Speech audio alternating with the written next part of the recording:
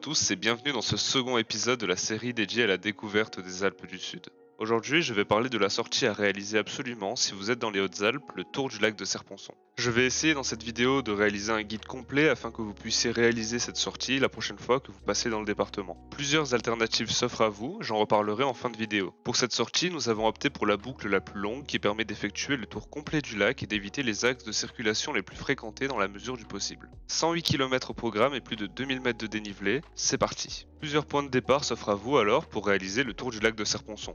Depuis la vallée de l'Ubaye au sud, depuis Chorges ou Gap à l'ouest, ou depuis la ville d'Embrun au bout du lac de Serponçon. Mais selon moi, le départ idéal se situe au pied du barrage de Serponçon, au niveau du village de Rousset, à la frontière du 04. La boucle se fait alors dans le sens des aiguilles d'une montre et les 20 derniers kilomètres s'effectuent en descente, un point important quand vous élaborez votre parcours. Après seulement 2 km, on se retrouve au pied du col Le Bro, l'ascension la plus difficile du parcours, avec 7,5 km et une pente moyenne autour des 5%. Seulement, ce col est particulier car il s'effectue en deux parties. La première en direction du belvédère du barrage de Serponçon, sur 2,5 km et 7% de moyenne, puis une courte descente vers la deuxième partie de l'ascension, 4 km à 7% de moyenne, une nouvelle fois. Il s'agit d'une bonne mise en jambe avec déjà deux points de vue immanquables depuis le belvédère du barrage après 2,5 km, puis le dernier kilomètre du col avec une vue panoramique sur la suite du tour que nous allons effectuer.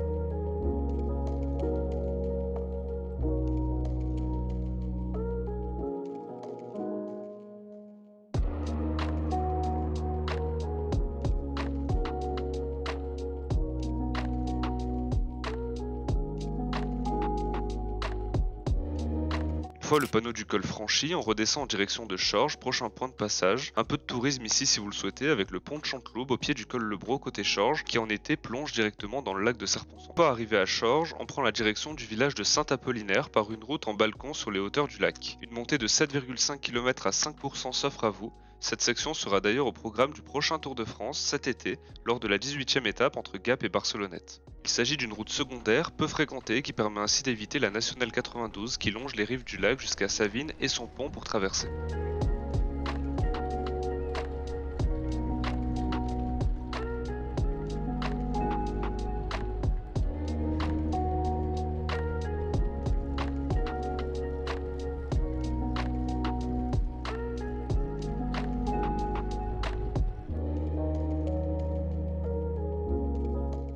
L'ascension n'est pas très difficile, avec plusieurs replats, et une fois le village de Saint-Apollinaire franchi, on poursuit notre route jusqu'au rond-point permettant de rejoindre la station de ski de Réalon. Quant à nous, on continue tout droit par la route des Puits en direction d'Embrun. J'en profite pour parler de la question de l'eau qui est importante quand vous réalisez un tour comme nous avons pu le faire à l'été dernier autour du lac de Serponçon. La température peut dépasser les 40 degrés en après-midi selon les jours, c'est pourquoi nous sommes partis dès le matin. Une fois le rond-point passé, au lieu dit Les Rousses, vous retrouverez une fontaine sur la droite de la route afin de pouvoir remplir vos bidons.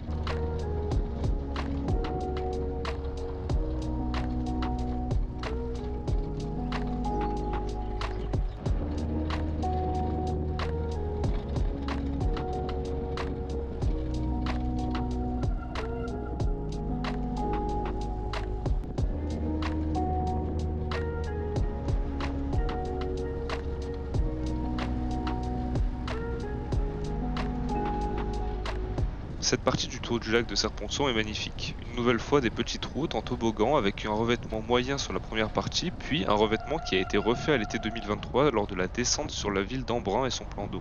Il s'agit d'une section agréable après deux ascensions dans la première partie de la sortie.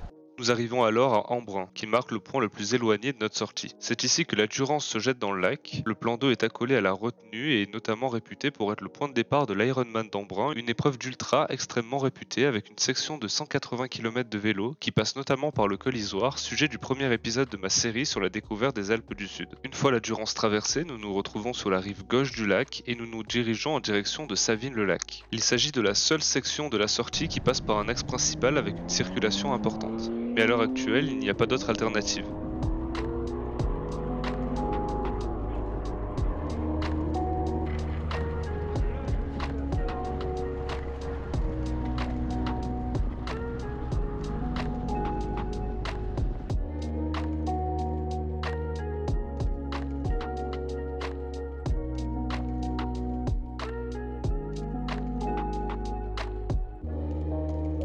Une fois arrivé à Savines, la suite du tour se trouve sur la gauche en direction de la vallée de l'Ubaye. On est ici au pied de la 3e ascension du tour du lac de Serponçon jusqu'au village du Sos du Lac. On se retrouve une nouvelle fois sur l'itinéraire de la 18e étape du Tour de France en juillet prochain. La côte des Demoiselles Coiffées n'est pas spécialement difficile mais on trouve des pentes à plus de 8%, même si la moyenne de la montée est seulement de 2,5%.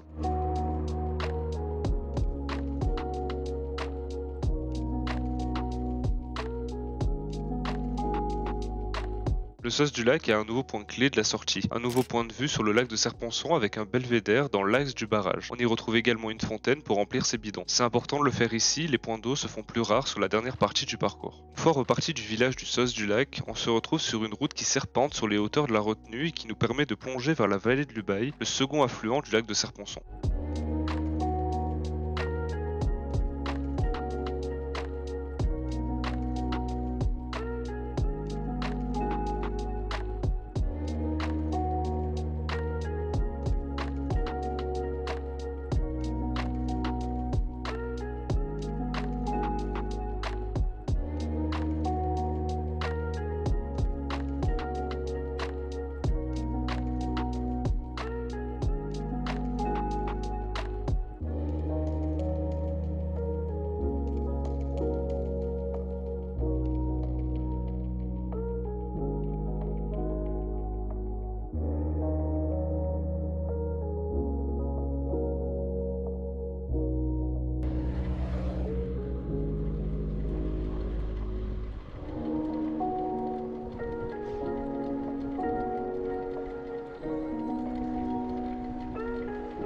La route suit alors les berges du lac jusqu'à son extrémité, une nouvelle fois au niveau du pont qui permet de franchir l'Ubaye. Et c'est ici que commence la dernière ascension de la journée, le col Saint-Jean, 12,8 km à 4,2%. Un dernier gros morceau, mais une nouvelle fois une route qui offre de magnifiques points de vue sur le lac. Après 5 km sur la D900, une route plutôt fréquentée avec de nombreux poids lourds, on va prendre à gauche en direction de la station de ski de Saint-Jean-Montclar en restant sur la D900.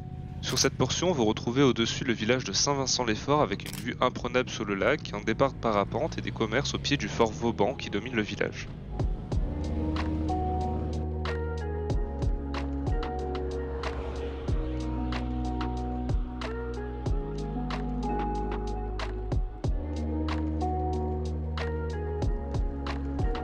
On retourne sur la route qui monte pour la dernière fois jusqu'au col Saint-Jean et ses 1333 mètres d'altitude, le point le plus haut de notre sortie. C'en est fini pour le dénivelé positif et 20 km de descente se présentent devant nous avec en ligne de mire le village de Solonay puis les gorges de la Blanche. Le paysage est tout à fait différent dans ce lieu méconnu des Alpes de Haute-Provence. Passé le village de Solonay, on prend la direction de Rousset où nous nous étions élancés le matin.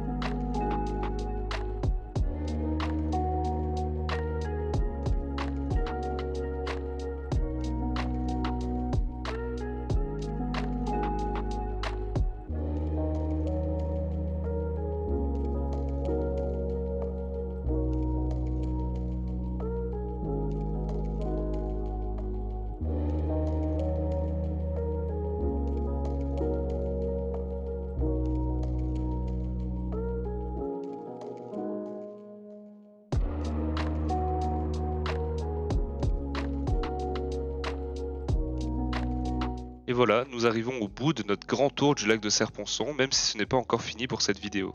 Nous avons alors fait 108 km et 2200 mètres de dénivelé, mais comme j'ai pu le dire, il existe des alternatives pour réaliser le tour du lac sans faire une aussi grosse sortie. Deux autres options s'offrent à vous alors. La première est la plus courte et comprend le dénivelé le plus faible, 71 km et 1400 mètres de dénivelé. Cet itinéraire longe les berges du lac et emprunte des sections de route très fréquentées. À Chorges, vous prenez la nationale 92 en direction de Savines, vous traversez le pont de Savines avant de remonter en direction de la vallée de l'Ubaye et de prendre la D900 puis la D900B pour rejoindre votre point de départ si celui-ci est roussé. L'autre itinéraire que je voulais vous présenter permet d'éviter les grands axes routiers tout en réduisant la distance en dessous des 100 km. Vous réaliserez alors 92 km avec 1900 mètres de dénivelé en passant par Le Col-le-Bro, la montée en direction de Saint-Apollinaire, puis au lieu de continuer en direction d'Embrun, vous redescendez sur Savines-le-Lac, traversez le pont et vous repassez côté Ubaye pour redescendre ensuite sur votre point de départ. 3 itinéraires avec 3 niveaux de difficulté différents sur le tour, j'espère que cela vous permettra de choisir la distance qui vous convient le mieux. Voilà, c'en est fini pour ce deuxième épisode de la série à la découverte des Alpes du Sud. J'espère que celui-ci vous aura plu. Si c'est le cas, n'hésitez pas à laisser un j'aime sous la vidéo et à vous abonner à ma chaîne. On se retrouve prochainement pour de nouvelles aventures et d'ici là, au revoir.